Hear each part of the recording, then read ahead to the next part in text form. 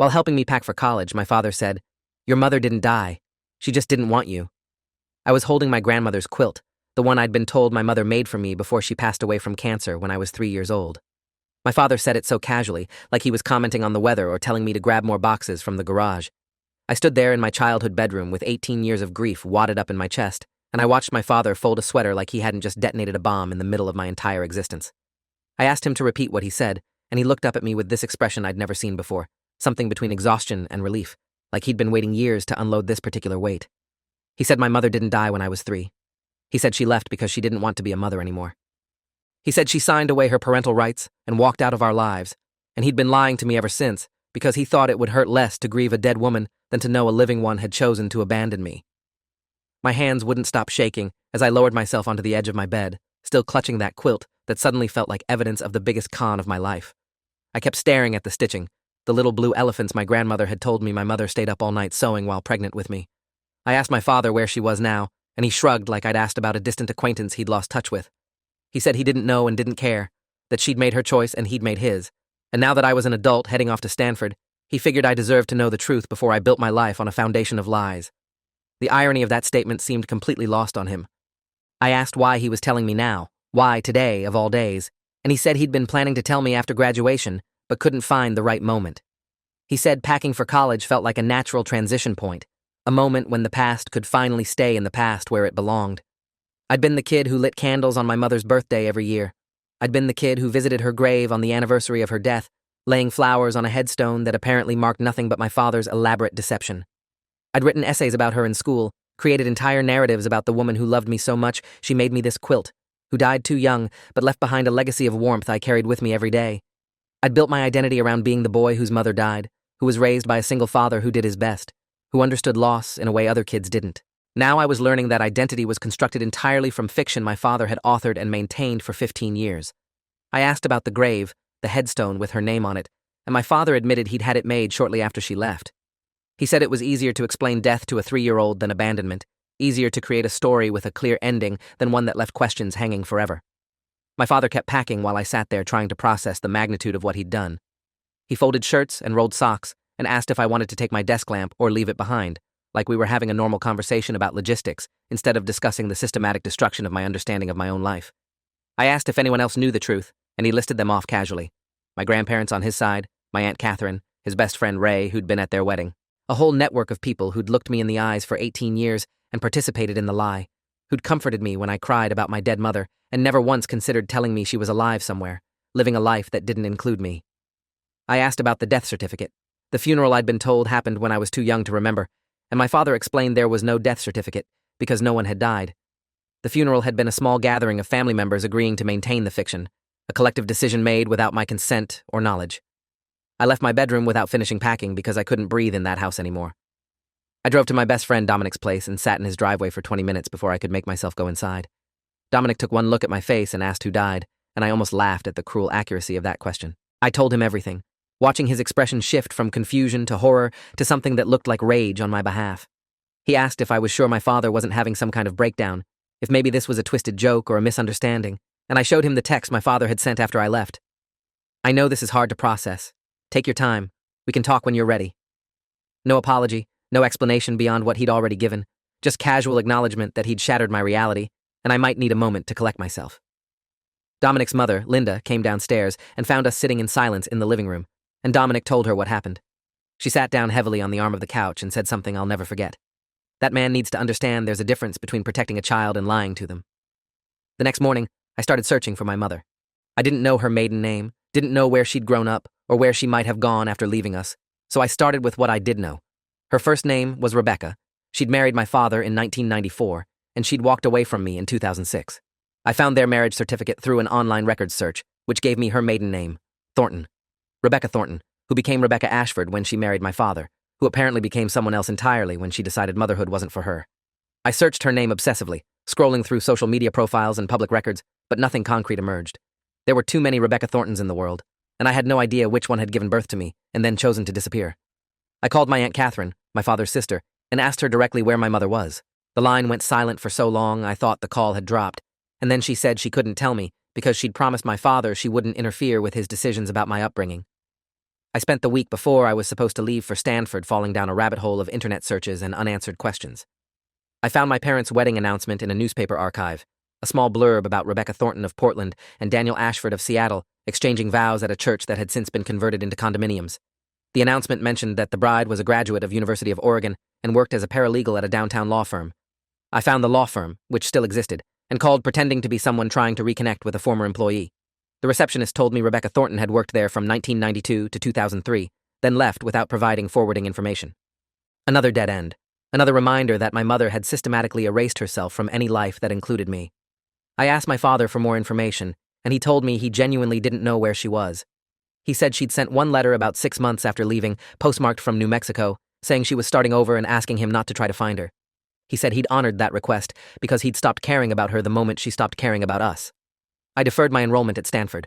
I called the admissions office and explained I was dealing with a family emergency, and they granted me a 1-semester deferral without many questions. My father was furious, said I was throwing away my future over a woman who'd already thrown me away, but I couldn't imagine sitting in a dorm room trying to focus on coursework while wondering if my mother was alive somewhere in the same country. Dominic helped me create a search strategy, treating it like a research project with timelines and databases and systematic documentation.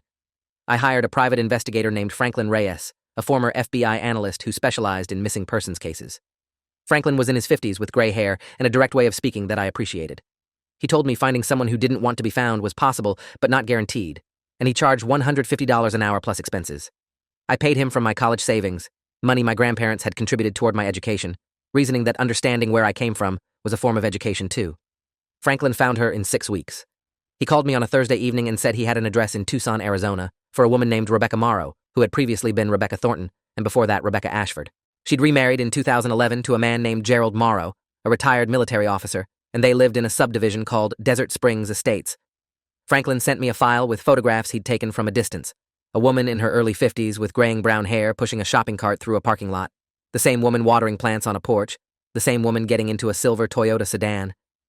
I stared at those photographs for hours, trying to find myself in her features, trying to understand how this ordinary-looking woman in Arizona had once held me as an infant and then decided I wasn't worth keeping. Franklin included her current employment information. She worked as an office manager at a dental practice called Sunshine Family Dentistry. She had a LinkedIn profile under her married name with a professional headshot and a work history that didn't mention paralegal work or Portland or any of the life she'd lived before abandoning me. I flew to Tucson without telling my father. I booked a room at a hotel near my mother's neighborhood and spent 3 days just watching her from a distance, trying to work up the courage to approach. I followed her to work and watched her greet patients through the glass doors of the dental office. I sat in my rental car outside her house and watched her husband mow the lawn while she brought him lemonade. They looked happy, comfortable, like people who'd built a peaceful life together. I noticed things that made my chest hurt. A basketball hoop in the driveway, a bicycle leaning against the garage, a pair of small sneakers on the porch. Franklin hadn't mentioned other children, and I felt sick, realizing my mother might have replaced me with a family she actually wanted. I called Franklin and asked him to dig deeper, and he called me back the next morning with information that felt like a second bomb detonating. Rebecca Morrow had 2 children with her current husband, a daughter named Lily, who was 14, and a son named Christopher, who was 11. I had siblings I'd never met, half-siblings who probably didn't know I existed, children my mother had chosen to keep after choosing to discard me. I approached her on a Saturday morning outside a grocery store. I'd planned what I would say, rehearsed it 100 times in my hotel room, but when I saw her walking toward her car with bags in her arms, every word evaporated from my brain. I said her name, Rebecca, and she turned with the polite smile of someone expecting a stranger to ask for directions. I watched that smile freeze and then collapse as recognition flickered across her face, and I knew in that moment that she knew exactly who I was. I asked if we could talk, and she glanced around the parking lot like she was looking for escape routes. She said this wasn't a good time, that she had groceries that would spoil, and I told her I'd flown across the country and waited 3 days for this moment. Her hands were shaking as she loaded the bags into her trunk, and she told me to follow her to a coffee shop 2 blocks away. We sat across from each other at a corner table, and I noticed she positioned herself with her back to the window, like she was afraid someone might see us together. She told me leaving was the hardest thing she'd ever done, and I wanted to believe her, but her voice was too steady for someone describing genuine anguish. She explained that she'd been suffering from severe postpartum depression that never really went away, that being a mother felt like drowning every single day, and that she'd reached a point where she believed I would be better off without her. She said she'd asked my father for help, begged him to understand that something was wrong with her, but he'd dismissed her struggles as weakness and told her to push through it like other mothers did. She said leaving felt like the only way to survive, and she'd convinced herself I was too young to remember her, that I would grow up with my father's love and never know what I was missing. She cried while she said all this, and I sat there feeling like I was watching a performance rather than witnessing genuine emotion. I asked why she'd never come back, never reached out, never tried to explain any of this before my father decided to do it for her. She said she was ashamed, that every year that passed made it harder to imagine how she could possibly justify what she'd done. I asked about Lily and Christopher, and her face went pale. She asked how I knew about them, and I told her I'd hired an investigator because my father had kept me in the dark for 18 years, and I was done accepting other people's versions of my own story. She said her other children were different, that by the time she met Gerald, she'd worked through her issues in therapy and learned how to be the mother she couldn't be for me. I felt something cold settle in my chest as I processed what she was saying. She hadn't been incapable of motherhood, just incapable of mothering me specifically. She'd fixed herself and started over with a clean slate, building the family she wanted while I grew up believing she was dead. I asked if Gerald knew about me, and she shook her head, said she'd never told him about her first marriage, or the child she'd left behind. I asked if Lily and Christopher knew they had a half-brother somewhere, and she said of course not. She'd wanted to protect them from the complicated parts of her past. The word protect made me laugh, a harsh sound that made her flinch. I told her she didn't protect anyone, she just protected herself and her comfortable new life from the consequences of her choices. She asked what I wanted from her, and I realized I didn't have a clear answer. I'd spent months searching for this woman, building her up in my mind as someone who might have explanations or apologies that could make the past make sense. Now I was sitting across from a stranger who'd chosen to pretend I didn't exist, who'd rebuilt her life without leaving any room for me in it. I told her I wanted the truth, all of it, not just the version that made her look like a victim of circumstances. She got defensive then, said she was telling me the truth, that mental illness wasn't something she'd chosen or controlled. I told her I understood that mental illness was real and devastating, but she'd had 18 years to seek me out, to explain, to apologize, and she'd chosen to stay silent while I laid flowers on a fake grave. She said she'd thought about reaching out many times but could never figure out what to say, and I told her the bar for what to say was pretty low when you'd abandoned your child. Any acknowledgement that I existed would have been better than nothing. I left that coffee shop without any resolution, without the closure I'd been hoping to find. I drove back to my hotel and sat on the edge of the bed staring at the wall, trying to figure out what to do with all the feelings crashing around inside me. I called Dominic and talked for 2 hours, describing every detail of the conversation and trying to make sense of my mother's explanations. Dominic said something that stuck with me. Having reasons isn't the same as having excuses. My mother had reasons for leaving, maybe even understandable ones, but nothing excused 18 years of silence, of letting me believe she was dead, of building a new family without ever telling them about the child she'd left behind. I decided to stay in Tucson a few more days, partly because I wasn't ready to go home and face my father, and partly because I felt like there was more truth to uncover. I asked Franklin to dig into my mother's therapy claims, to see if there was any documentation of the mental health struggles she described. I wanted to know if she was telling the truth or just constructing a sympathetic narrative. Franklin connected me with a lawyer named Patricia Drummond, who specialized in family law and had experience with cases involving parental abandonment. Patricia was in her 40s with sharp eyes and a no-nonsense demeanor that I found reassuring. She explained that my mother signing away her parental rights didn't erase her biological connection to me or prevent me from seeking answers. She said I could potentially subpoena medical records if I could demonstrate a legitimate legal interest, but that would require filing a formal action and could take months. She also mentioned something I hadn't considered. If my mother had lied to her current husband about her past, including a previous marriage and child, that could constitute fraud in some jurisdictions, particularly if financial decisions had been made based on incomplete information. I wasn't sure I wanted to blow up my mother's current life, but I filed the information away as a possibility. Patricia charged $300 for the consultation and offered to represent me if I decided to pursue any formal legal action. I made a decision that would change everything. I contacted Gerald Morrow directly. I found his email through his LinkedIn profile, which listed him as a retired Air Force lieutenant colonel and current consultant for a defense contractor. I wrote a carefully worded message explaining who I was and why I was reaching out. I said I was Rebecca's son from her first marriage, that I'd recently learned she was alive after being told for 18 years that she'd died, and that I thought he deserved to know the truth about the woman he'd married. I attached a copy of my birth certificate and my parents' marriage certificate as proof. I didn't hear back for 2 days, and then my phone rang with an Arizona area code. Gerald's voice was controlled, but I could hear the tension underneath it. He asked me to meet him at his office the next day, alone, and gave me an address in a corporate park near the airport. I agreed because I wanted to see how this played out, wanted to know how my mother would explain herself when her carefully constructed second life started crumbling. Gerald was exactly what I expected from a retired military officer. Tall, gray-haired, with perfect posture, and a handshake that communicated authority without aggression. His office was neat and organized, with framed photographs on the desk, showing a family I was apparently part of whether anyone liked it or not. He offered me coffee and sat down across from me with a legal pad and pen, like he was preparing to take notes on an operational briefing. He told me he'd confronted Rebecca after receiving my email, and she'd initially denied everything before breaking down and admitting it was true. He said he'd been married to her for 13 years and had no idea she'd been married before, or had a child she'd abandoned. He looked at me with something like sympathy and said he couldn't imagine growing up believing his mother was dead, only to learn she was alive and had simply chosen not to be part of his life. I told him that was exactly as awful as he was imagining, and he nodded slowly, like he was recalibrating his entire understanding of the woman he'd married. Gerald told me things about my mother that she'd never mentioned during our coffee shop conversation. He said she'd always been secretive about her past, claiming she had a difficult childhood she preferred not to discuss. She'd told him her parents were both dead, which he now suspected might also be a lie. She'd presented herself as someone starting fresh in her 30s, a woman without baggage or complications, and he'd fallen for that narrative because it was easier than asking hard questions. He said their marriage had seemed happy, that Rebecca was a good mother to Lily and Christopher, but now he was questioning everything he thought he knew. He asked if I wanted to meet my siblings, and the question hit me harder than I expected. I said I didn't want to traumatize two kids who had nothing to do with their mother's past decisions, and Gerald seemed to respect that answer. He gave me his personal cell phone number and said to call if I needed anything, that regardless of what happened with Rebecca, I was his stepchildren's brother, and that meant something to him. Rebecca called me that night, her voice tight with panic and anger. She demanded to know why I'd contacted Gerald, why I couldn't just leave her alone after she'd explained herself. I told her she hadn't explained anything, just offered excuses wrapped in therapeutic language, and that Gerald deserved to know who he'd actually married. She said I was destroying her family, that Lily and Christopher would be devastated when they found out the truth, and I told her she'd destroyed a family first when she walked away from me. She said I was being cruel and vindictive, and I said she didn't get to define cruelty to me after what she'd done. She hung up on me, and I sat in my hotel room feeling a complicated mix of satisfaction and emptiness. I'd wanted to hurt her the way she'd hurt me, and I'd succeeded, but it didn't make me feel better. It didn't fill the 18-year-old hole where a mother was supposed to be. It just made everything messier and more painful for everyone involved. I flew home 3 days later and finally faced my father. He was sitting at the kitchen table when I walked in, looking older and more tired than I'd ever seen him. He asked where I'd been, and I told him I'd found my mother in Tucson, met her new husband, learned about my half-siblings.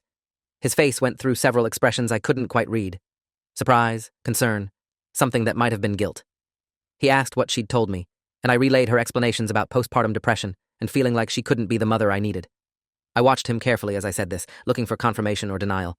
He was quiet for a long moment, then said her struggles had been real, but her solution had been unforgivable. He said he'd tried to get her help, had begged her to see a doctor or therapist, but she'd refused, and eventually decided that leaving was easier than fighting through her darkness. He said he'd made the decision to tell me she was dead because he couldn't bear watching me wait for a mother who was never coming back. I asked my father why he'd never told me the truth when I got older, when I was mature enough to understand complexity and nuance. He said he'd tried several times but could never find the words, that the lie had grown so large it seemed impossible to dismantle without destroying everything. He said watching me grieve a dead mother was easier than watching me wonder why a living one didn't want me. I told him that wasn't his choice to make, that he'd stolen 18 years of truth from me, and I wasn't sure I could forgive him for that. He apologized, genuinely I think, with tears in his eyes and his voice cracking. He said he'd made the best decision he could with the information he had at the time, and I told him that might be true, but it didn't make the consequences any less devastating. We sat in that kitchen for hours, talking through everything, and by the end, I understood his reasoning, even if I couldn't fully accept it. He'd been a young father, abandoned by his wife, trying to protect his child from a pain he thought would be worse than grief. He'd been wrong, but he'd been wrong with what he believed were good intentions. The fallout from my visit to Tucson continued for weeks after I returned home. Gerald filed for divorce, citing fraud and misrepresentation in their marriage. Rebecca hired a lawyer and contested the filing, claiming Gerald was overreacting and that her past shouldn't invalidate 13 years of marriage. Lily and Christopher learned about me through the divorce proceedings, which apparently involved enough shouting and accusations that keeping secrets became impossible. Gerald called me periodically with updates, treating me like a strange ally in his battle against the woman who'd deceived us both. He said Lily was furious at her mother and wanted to meet me, while Christopher was confused and withdrawn and not sure what to think.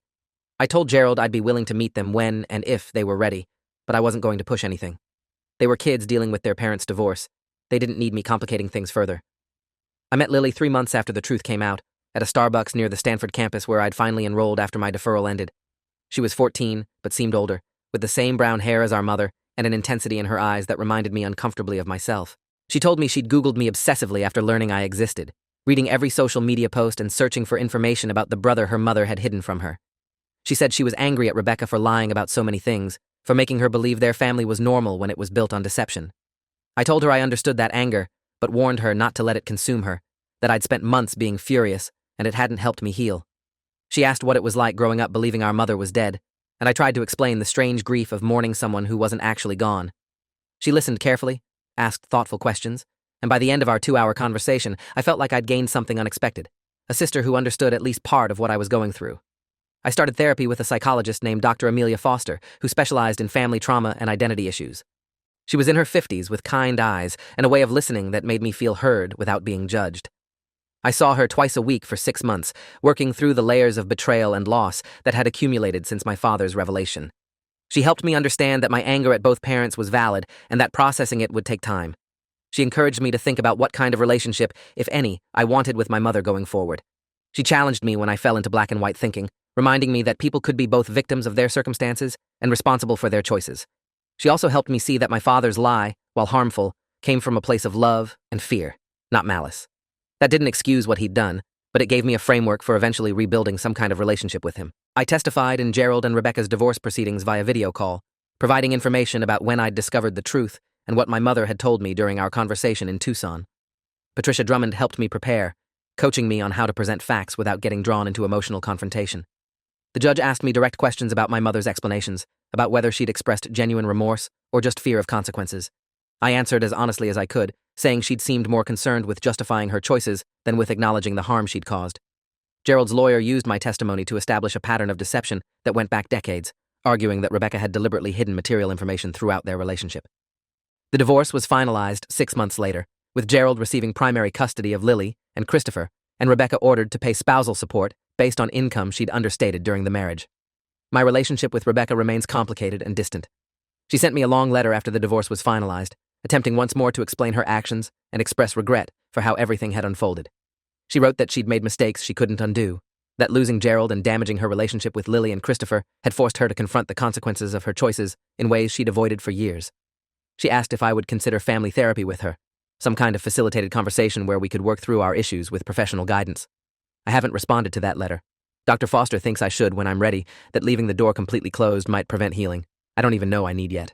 But I'm not ready to forgive someone who chose to let me believe she was dead for 18 years while she built a happier life without me. Maybe I will be eventually. Maybe I won't. The point is, it's my choice now, not hers, and not my father's. Lily and I talk regularly now, usually over video calls since she's still in Tucson, and I'm finishing my freshman year at Stanford. She started therapy too, working through her own feelings about our mother's lies and the collapse of what she thought was a stable family. Christopher is still struggling, more withdrawn than before according to Gerald, and hasn't shown interest in connecting with me. I'm trying not to take that personally, understanding that he's a kid processing trauma in his own way and on his own timeline. Gerald has become an unexpected presence in my life, someone who understands being betrayed by Rebecca in ways even my father can't fully grasp. We've met for coffee several times when he's in California for work, and he's expressed genuine interest in my well-being beyond just shared history. My father and I are slowly rebuilding something. It's not the relationship we had before, the one built on a foundation of lies I didn't know existed. It's something new, more honest, and more fragile. He's admitted things he never told me before. How hard those first years after Rebecca left really were. How close he came to breaking down completely. How scared he was of raising me alone and screwing everything up. He's shown me photos of my mother I'd never seen, not the staged portraits he'd preserved, but candid shots from before I was born, when they were young and apparently happy. Looking at those photos, I can almost understand how he fell for her, how he must have felt when she left. It doesn't justify his choices, but it humanizes them in ways I needed to see. I'm doing better now than I was a year ago, when that quilt felt like a grenade in my hands and my whole world went up in flames. I'm in therapy, I'm in school, I'm building relationships with siblings I never knew I had. The anger isn't gone, but it's smaller now, more manageable. I can go entire days without thinking about how my mother left or how my father lied. I've stopped visiting the fake grave, stopped observing the death anniversary of someone who isn't dead. I've started creating new rituals instead. Dinner with Lily on her birthday, calls with Gerald on Father's Day, to acknowledge the unexpected role he's played in my healing. I'm becoming someone new, someone whose identity isn't defined by what was done to me, but by what I choose to do about it. I still have the quilt. I know now that my grandmother made it, not my mother, that it was part of the mythology my father constructed to give me something to hold on to. For a while, I couldn't look at it without feeling sick, but Dr. Foster encouraged me to reframe its meaning. The quilt represents my grandmother's love, which was real, and my father's attempt to give me comfort, which was misguided, but not malicious. It represents survival. All those nights I wrapped myself in it and imagined a mother who loved me. The mother I imagined wasn't real, but the love I felt was. That counts for something. I've decided it counts for a lot. The truth didn't set me free the way people say it's supposed to. It just changed the shape of my cage. But the walls are wider now, and there are doors I didn't know existed. I can choose to walk through them or not. I can choose who deserves my forgiveness and who has to earn it. I can choose what kind of son, brother, and person I want to be going forward. Those choices are mine, and no one can take them away from me ever again. Rebecca lost her marriage, half her custody, and her reputation in Tucson, where the story of her past apparently spread quickly through her social circles. My father lost 18 years of my unconditional trust and is working daily to rebuild something more honest in its place. I lost the illusion of a dead mother who loved me, but I gained a clearer understanding of who I actually am and where I actually come from. Sometimes I think the trade wasn't worth it. Most days now, I think it was. She said no one would believe me. She said I was too young to remember her, that the past should stay buried, that dragging everything into the light would only cause pain for people who didn't deserve it. She was wrong about all of it. The truth caused pain, yes, but it also caused something else. Clarity. I know who my mother really is now. I know who my father really is. And most importantly, I know who I am.